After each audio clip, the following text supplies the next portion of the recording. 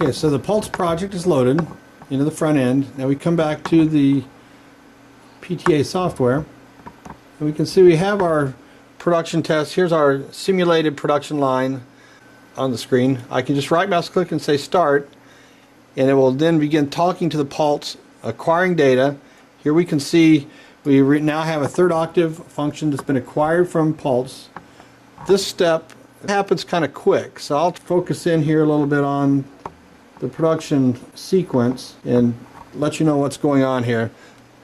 You'll see this little gray box right here. It's on this wait step right now, so I'm going to continue. You'll see it jump around. It'll go through the serial start analyzer, inspect the data, display data, save the data, and then come back to the wait again. And every time it acquires new data, it'll pop up a new function on the screen. So you should see the function highlight. There you go. My wait step kind of overlays that. I'll tell you what, I'll remove the wait step right now. Just simply select it and delete, and then reconnect to the wire.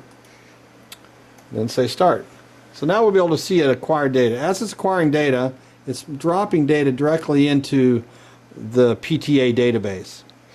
And as that PTA database gets filled, we're going to use these as simulated good and bad pieces of data. So I'm going to go ahead and halt here. Halt the data, close the production loop. Okay, now what I will do is I'll create some pass-fail limits associated with that data. First thing we do is we select the test case, and we can see as we select something in the product data pool on the left, we have product data pool and what we call our target data pool, which will populate functions of units under test that will represent what we would consider good units or good product.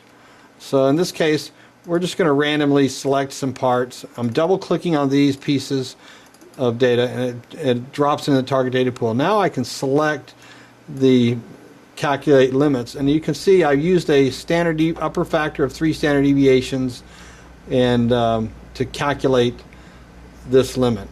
I'm going to turn off my target, so you can see now I've got a red upper control limit, if you will, on the data. Now I've saved that, close this, save my changes. We'll go back and run our production test.